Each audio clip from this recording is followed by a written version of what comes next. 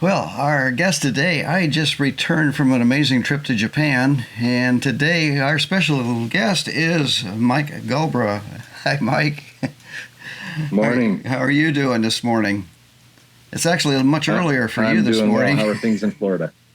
It's not bad. It's a little after 8:30. Yeah. Yep. Well, we've got a nice day out there. I think it's going to be in upper 60s, low 70s. Sunshine is out. We got snow overnight. Oh, geez. Don't send any our way. I won't. Yeah. Well, as I was just saying, we just had an amazing trip with you to Japan. Oh, you're too kind. And you've had a very, very busy year. And we tried to do this live, and it was so packed, we just didn't want to take time to do it. So, Sure. Or at the end of the day, we were just too darn tired or too full of sake. At least I was. Have to keep you happy. Yep. But you've had a busy year. 2025 was a great year. 2026 is shaping up to be another one. Yeah.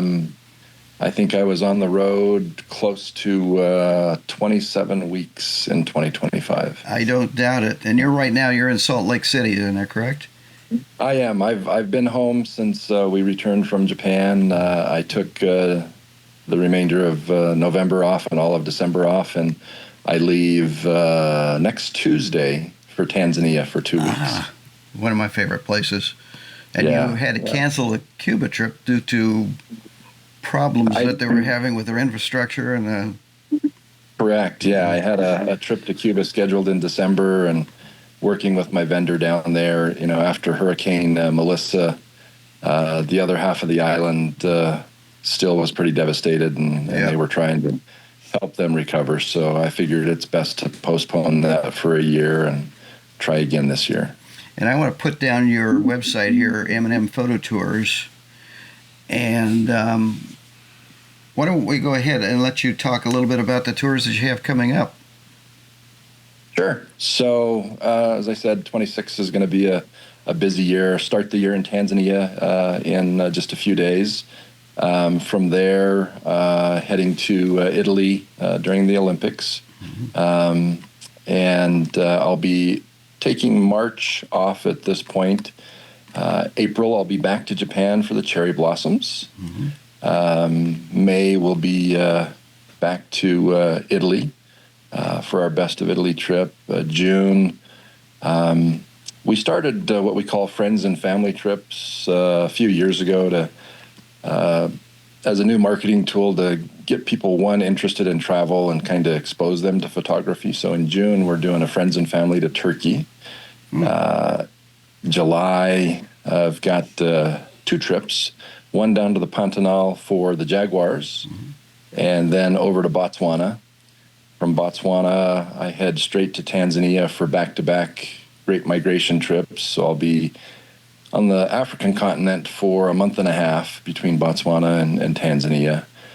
Come home for a few days, and then early September, the first week of September, head up to Alaska for the grizzly bears and the puffins and whatever other wonderful critters we see up there, bald eagles, wolverines, maybe some wolves. And then back to Italy the second half of September with another friends and family group. October is usually our Indochina, Laos, Vietnam, Cambodia trip. November back to Japan, and hopefully in December it will be Cuba. So it's packed. Hopefully no more hurricanes to affect things out there. Yeah, I always pick the hurricane season for Cuba, and it just seems to work out for the schedule. Maybe we'll mix things up. Maybe the weather will cooperate. Who knows? All of these trips, do you have a favorite? I don't want to jinx you, but I just wonder. No. Great question. I get that all the time. I'd like to break it down by region. Mm-hmm. Obviously, having lived in Japan so long, in Asia, Japan is probably my favorite, followed closely by Laos, Vietnam, Cambodia. That part of Indochina is just so amazing. The people, the culture, of course, I love the cuisine, but then the photographic opportunities are just absolutely off the chart as well. In Africa, Tanzania is home. I have several business interests there as well, besides running the M&M tours there. Botswana is a close second. In Europe, then Italy, hands down. In South America, I would say it's Peru, followed by probably Ecuador and the Galapagos. Yep. Yeah. I would concur with all those. In fact, we were hoping to join you in September for your Alaska, the bears, since we got kind of shut out of bears when we went to Vancouver this year. The bears just didn't show up. We were there, but the bears weren't. Yeah, but, they have their special vacation time, I hear. Yeah. How many of these trips now that have openings? So we'll start, obviously, the Tanzania trip in January is locked out. February is locked out. April, Japan has 4 seats available. The May trip to Italy has, again, 4 seats available. The 2 Tanzania trips for the Great Migration, those are sold out. Botswana has, depending on the configuration, either 2 or 3 seats available. I could probably push a 4th at this point. We still have a little bit of time. Cuba is wide open. I haven't heard from any of the folks that wanted to go in 2025 that 26 works for them, so it's wide open. The Bears of Alaska, I think I've got, of the 9 spots available, I believe I have 3 left. Yeah, and I should mention you have small groups too. I try to keep it, the sweet spot for one tour leader is that 5 to 7, maybe 8 people. On certain trips, I will take up to 12, and obviously I'll make exceptions if a couple are, say I've got 11 and I've got a couple that wants to go and I can get space for them, I'll take up to 13. But most of them are in that 5 to 8 sweet spot. Yeah. Try to keep them nice and small and intimate. And I want to mention something special, too, about Japan. You lived in Japan for 10 years. I did. And you speak fluent Japanese. I do. At least much better than I did. Oh, no, you did great. You had the important words down. Sumimasen, yeah. Tore doko desu ka? Yeah. That's where's the bathroom? Yeah. Where's the bathroom, yep. And the food, but you had some special things, too, that weren't on the itinerary, but at least I thought was surprising, such as dinner that first night at the Sony headquarters. Oh, yes, yeah. And your special little secret spots that... it's, you live someplace long enough and you make contacts and you kind of just discover them as you're wandering. The dinner at the Sony headquarters, that was a friend of mine who let me know about that. And when they built that building, the chairman of Sony at the time, Mr. Morita, was adamant that we're going to put an Italian restaurant in headquarters for me because I love Italian food. And it's become kind of a secret spot for those that know. And, of course, when Sony has international folks coming over, they love to entertain them there. And it's one of the spots. But hopefully you like the food there. I thought it was pretty good. Yeah, well, I was saying that one of the best Italian restaurants I've been to was in Japan. So, yeah, it was very, very good. And it was kind of Italian with a Japanese flavor. A little fusion, yeah. Yeah, a little fusion there. It was very, very, very good. Yeah, it's one of the beautiful things of Japan is it's hard to get a bad meal, and they're so creative at times that they do a very good job of melding Japanese tastes with global tastes, and so guests are always surprised. And for me, I finally got real sushi with real wasabi. So yes, that was special. Great. And now, but you spoiled sushi for me back here in the States. Well, that just means we got to go to Japan again. Maybe yeah, so, yeah. We're just going for the food. And the ramen, I understand ramen now is overtaken sushi for the number one dish in Japan. It has, yeah. It's I think it's a global boom for ramen, and I mean, even here in the Salt Lake Valley, it seems like every week there's a new ramen shop popping up someplace with a new spin on something. We try to hit them all, but sometimes you just have to have a good old steak, or maybe some tacos or something else. But yeah, even that Wagyu steak was. So, if you were going to find a good ramen place in the States, what would be the things to look for? The most important thing about ramen, in my opinion, is one, the noodles have to be cooked right. If they're overcooked and they're mushy or too soft, I like a little firmness. Like the Italians will say al dente. They've got to be a little firm, not overly firm. And then the broth. If the broth is bad, everything else it doesn't come together. So when you're looking at reviews, look at how the noodles are being reviewed, and then the broth. And then I think you're fine. And then it's really, what do you like? Do you like vegetables? Do you like meat? I'll eat anything in my ramen if the broth and the noodles are good. Everything else is just a plus. So, sure. Yeah. I would be a fan of ramen. I'm not a big sushi fan, but I do like doesn't ramen. do sushi at all.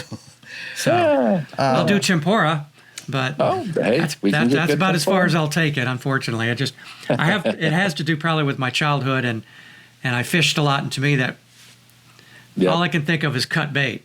So and it's nothing against anybody who likes it. Great, I think it's fantastic. Yep. But I guess it's just one of those things. But you put me in a ramen shop, you may have to drag me out because I'm all for that. Yeah, it's not an uncommon thing, Fred, for folks that come to Japan with me. A few years ago, I had a couple, and the wife was like, they put it off for a few years because the wife was just like, I can't eat fish every day. I just can't do it. And I was like, I promise you, there'll be more than just the fish.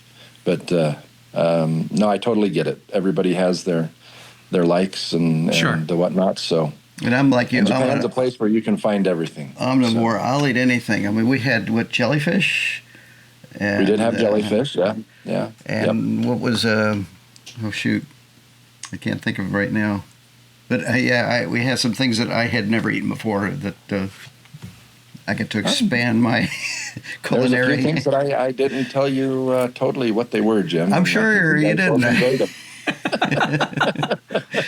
Whatever it was, I didn't not like it, so I guess... I think with Jim, you can serve about anything as long as it's got plenty of hot sauce or some kind of real heavy spice on it. Yeah, I do like spice. Then he's a happy guy. Yeah. He would eat shoe leather if you got just the right amount of heat. Well, barbecue shoe leather isn't bad. Yeah. Hey, well, hot sauce. One of the things, too, that we were talking about the noodles, that I didn't realize that there's really kind of two different types of noodles, the ramen, and then what they call the Chinese noodles, which is a thinner. I guess they're made. So you've got the ramen noodles, which, are closely resemble, I guess, our traditional spaghetti noodle in thickness and whatnot. And then you have udon, which is a thicker noodle. And then you have the flat Chinese noodles, and then even what the Italians or we call angel hair, you can get them thin. And then you have the soba, which is can be hot or cold, and it's usually, I prefer it with a buckwheat noodle. But yeah, if you love any type of noodle, Japan is a place where you can get your noodle fill and be happy and get it hot, cold, with veggies, with meat, with hot sauce, with, it's... And don't forget to slurp. Noodles. Oh, yes. If you don't slurp, the chef might be upset that you're not liking That's right. it. Absolutely. You have to slurp. And the bib. You got the picture that I sent of you with the...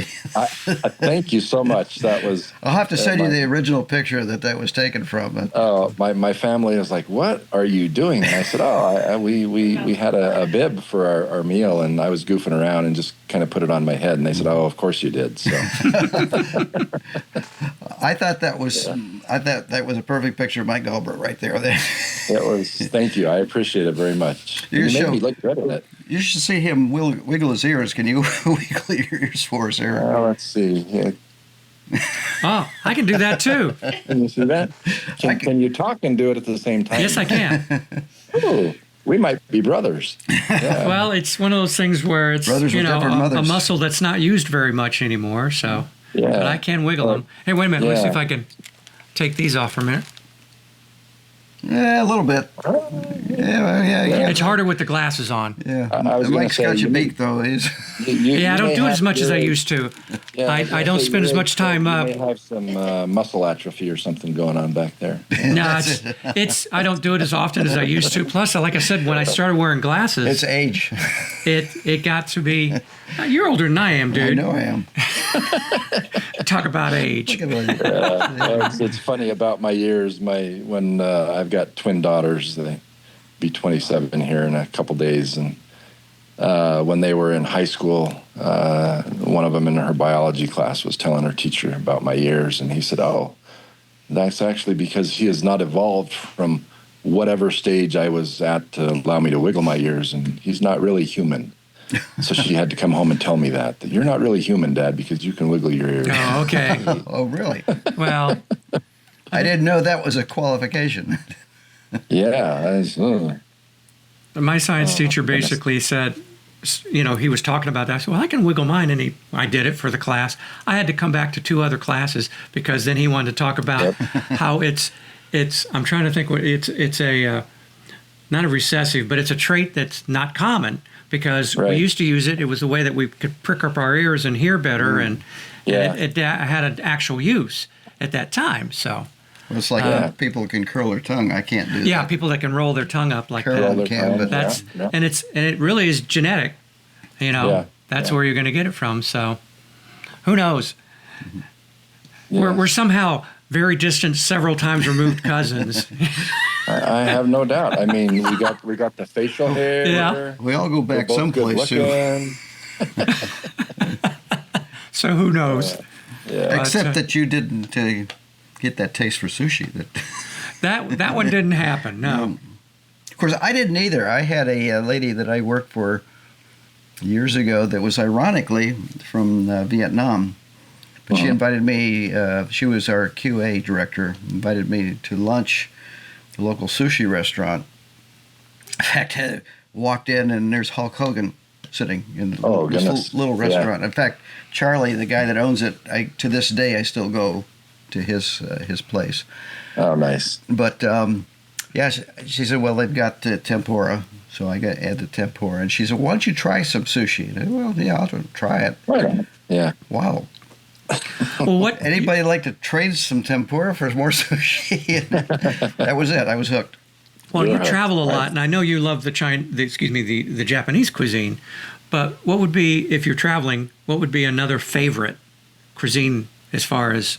Yeah, I'm kind of like Jim. I'll eat anything, and as they say in Vietnam, I'll eat anything that moves. But Italian food is wonderful. I love the Spanish or Hispanic type foods.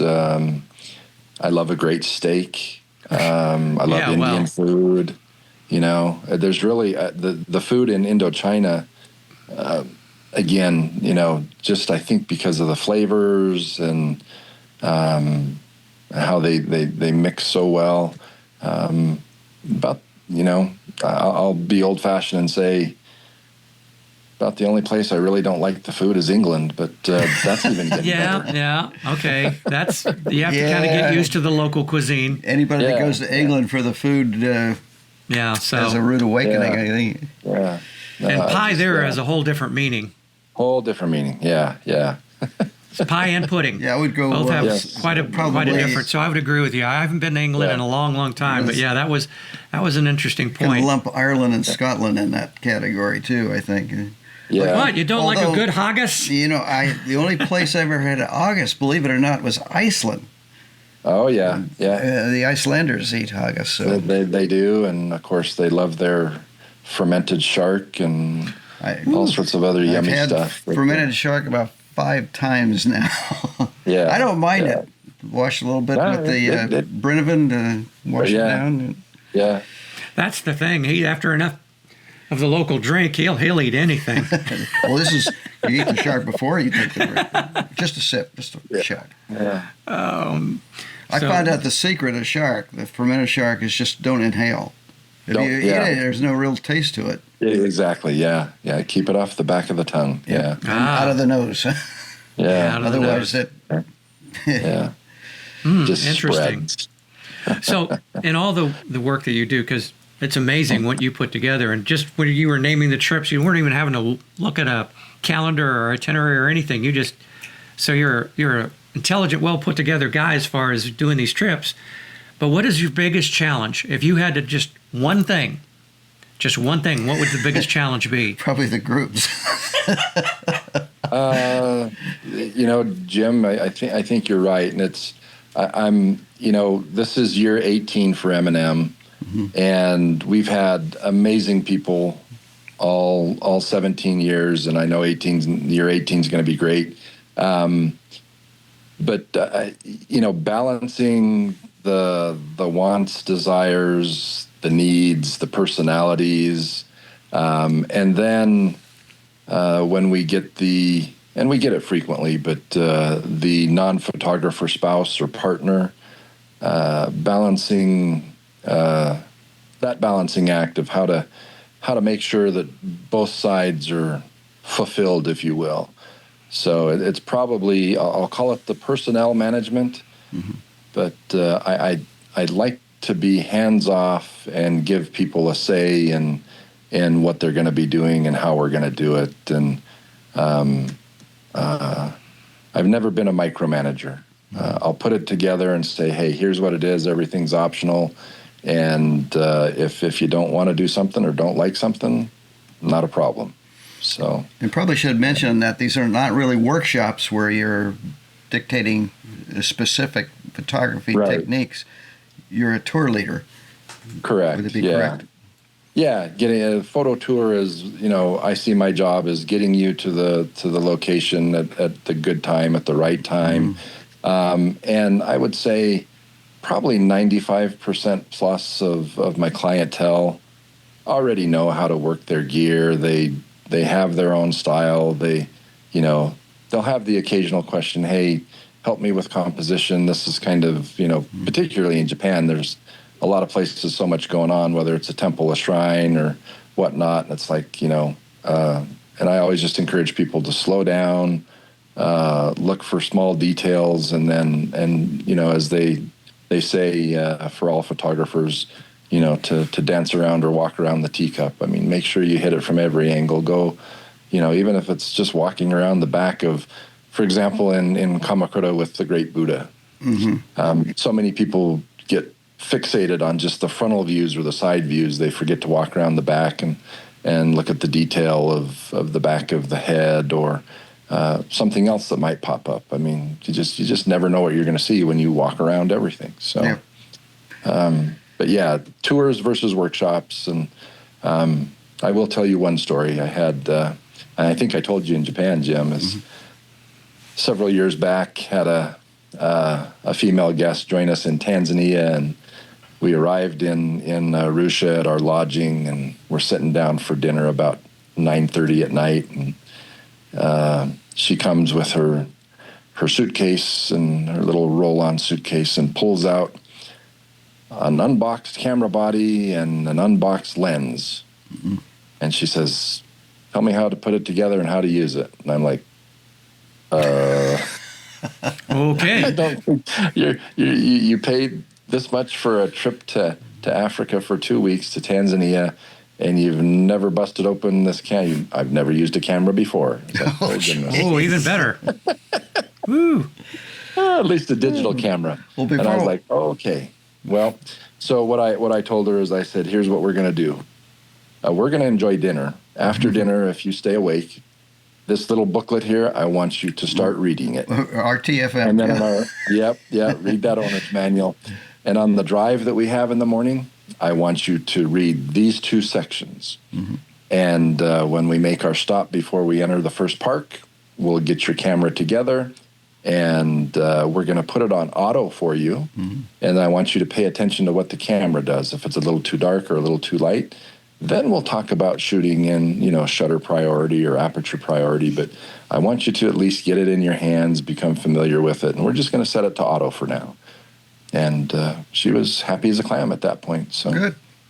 Yeah, but that's a challenge. Yeah, that was definitely oh goodness, I didn't prepare for that moment. Yeah. Well, before we let you go, and that kind of leads into, do you have a bit of advice for any photographer, but particularly new photographers, besides reading the manual and knowing your equipment before you get there? Yeah, this is kind of a pet peeve of mine. Don't worry about anybody else's style or what they're doing.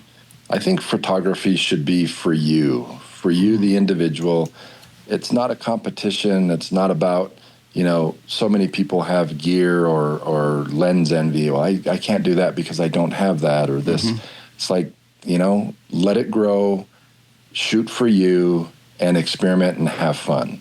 If it becomes a challenge and it's stressing you out, then you might need to look for a new hobby. Yeah. And that question leads me to, how do you like that R6? I'm loving it. I should say Mike picked up the new R6 Mark III, isn't that correct? Correct. Which is in Japan, which you can get it there cheaper, and then you don't have to... so I got it duty-free, so no taxes. Yeah, it was $300-400 cheaper than it would be here. And that... Oh, that was just the body. Yeah, when just you add for the taxes, body, right? And then when you add the taxes that would have come with it, it's closer to $600-700 cheaper. Yeah. Do you know that totally. I went to was it the Bic camera at the Haneda airport with the intention of buying one. They didn't have one. They didn't have them, and I asked, can you ship it? No. What you had to do is you go to the Toyota store, and then you can pick it up at the airport, but you can't order it at the airport. Can't order it at the airport. Oh goodness! Yeah. So I didn't get mine. Well, if you want me to pick you one up in April, let me know. Okay. Look at that. Consider it. Yeah. So, well, Mike, I really appreciate it. I want to urge everybody to go out there and check out your website. We're going to put it up here again, and I, for one, can testify that your trips are great. I'm planning to join you again. Well, thank you so much. Maybe we can I talk appreciate Fred that. into coming too. I'd love to have you both. Mm-hmm. We can do a location podcast from wherever you guys decide to come, and I'll make sure we have a great trip and you come home with great images. And Jim, I'm waiting to see some of your stuff. I haven't looked yet, but how's the editing coming? Oh, it's good. I've been so many trips like you this year that I had to go back. I had to give a presentation at our local travel group next month, and I'm doing Svalbard, so I had to go back. But yeah, I got some great pictures from Japan, so I was very, very pleased. Yeah, wonderful. Happy to hear it. So, Thank you. If I didn't, it was my fault, not yours. Well, and I'll accept some responsibility too, because if I didn't get you the right place at the right time, you definitely got us to the right places at the right time. So, yeah, it would be all on me. Very good, very good. Well, wonderful. Thank you again. Thank you, guys. Have a great day. Happy New Year. Happy New Year to you. Fred. You too. Work on those ears a little bit more. I'll start exercising. I'll put some weights on them. There you go. Maybe some ear piercings. I'll just practice with little weights. Yeah. Okay. All right. Great, guys. Thank you so much. Cheers.